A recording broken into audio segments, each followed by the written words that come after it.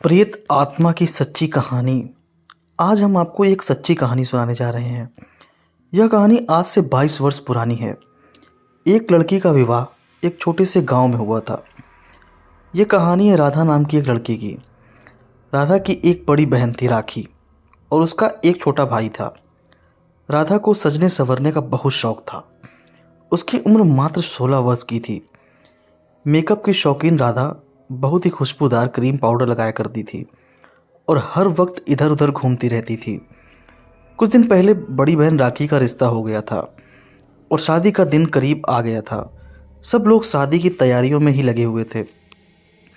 शादी में अब सिर्फ 4 दिन ही बचे थे और आज से घर में नाचने गाने का कार्यक्रम प्रारंभ होने जा रहा था।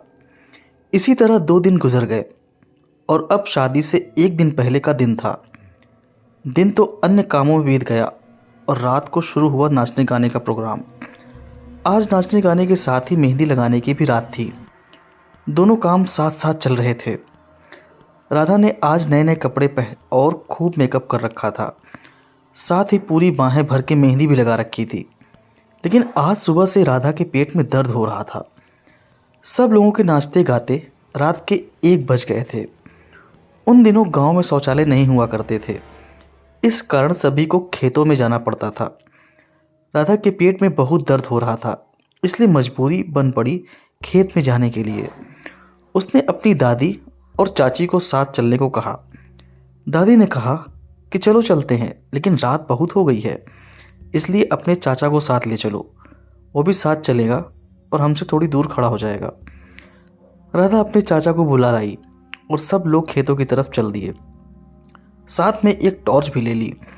जैसे ही वो लोग खेतों के पास पहुंचे, राधा के चाचा जी वहीं पर रुक गए और तीनों को कहा कि वो लोग जाएं।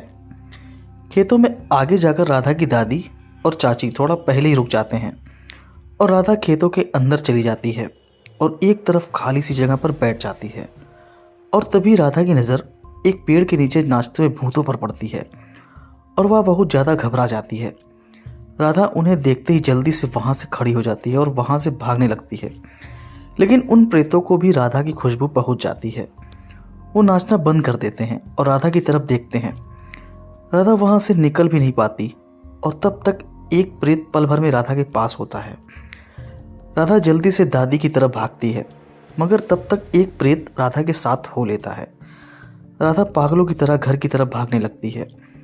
दादी भूत प्रेत आ गया, चाची भूत प्रेत आ गया, भागो भागो। भागते भागते ऐसा कहकर चिल्लाने लगती है। राधा को घर आते आते डर की वजह से बुखार चढ़ जाता है। 2 दिन तक राधा बुखार में ही पड़ी रहती है। उस पर किसी भी दवाई का कोई असर नहीं हो रहा होता है। राधा के पिता जगह जगह डॉक्टर बदल बदल कर थक चुके होते हैं। राधा जब भी होश में आती एक ही बात कहती, पापा भूत आ गया, मम्मी भूत आ गया, भूत मुझे मार देगा। फिर राधा के पिताजी ने उसको एक अघोरी बाबा को दिखाना शुरू किया। एक एक करके फिर न जाने कितने बाबा आए और कितने ही डॉक्टर भी आए, लेकिन सभी यही कहते कि वो प्रेतराज है और वो शक्तिशाली भी है। हमारी शक्ति इस प्रेतराज के सामने कम पड़ रही है।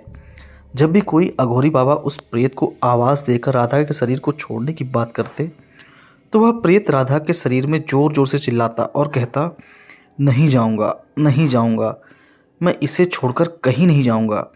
यह मुझे बहुत पसंद है, मैं इसे अपने साथ लेकर जाऊँगा। तुम लोग छोड़ दो, जाने दो मुझे, नहीं तो मैं इसको मार दूँगा। ऐसी हालत देखकर राधा के माता पिता बहुत परेशान थे।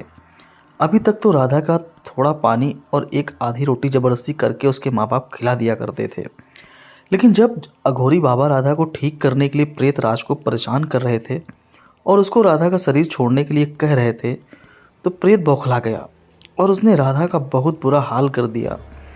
राधा अब खाना भी नहीं खा पाती थी और पानी भी ना पी पाती थी।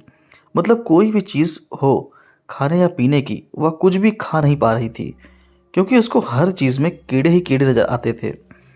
कीड़े देखते ही वह खाने पीने की चीज़ों को फेंक कर मारती और कहती, तुम लोग मुझे खाने की बजाय कीड़े खिलाना क्या चाहते हो?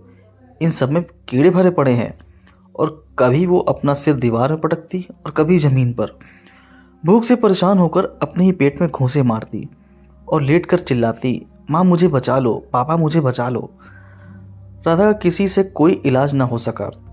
बेटी की हालत देखकर माँ का रोग रोक कर बुरा हाल हो रहा था।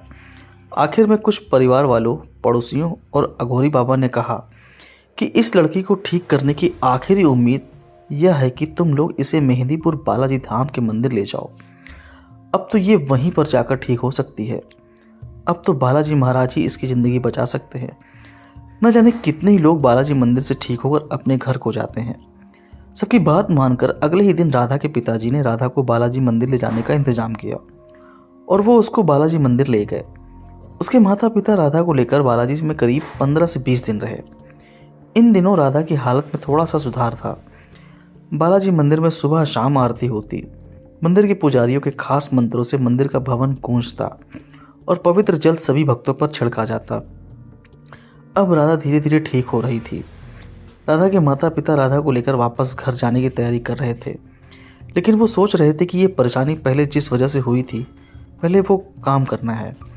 इसलिए वो राधा को अपने गांव ना ले जाकर शहर में अपने एक रिश्तेदार के यहाँ छोड़कर गांव जाकर अपने यहाँ एक शौचालय बनवाते हैं। फिर जाकर राधा को वापस लाते हैं। यह बालाजी भगवान की ही शक्ति थी जो राधा ठीक हो पाई। और न जाने कितने ही लोग जो भूत प्रेत जैसे अन्य रोगों से बीमार होते हैं, सभी लोग बालाजी भगवान के मंदिर से ठीक होकर जाते हैं। दोस्तों, उम्मीद करता हूँ ये धार्मिक कहानी आपको पसंद आई होगी। अगर पसंद आई वीडियो को लाइक करें, शेयर करें और चैनल पर नए हो तो चैनल सब्सक्राइब करना ना भूलें। धन्यवाद।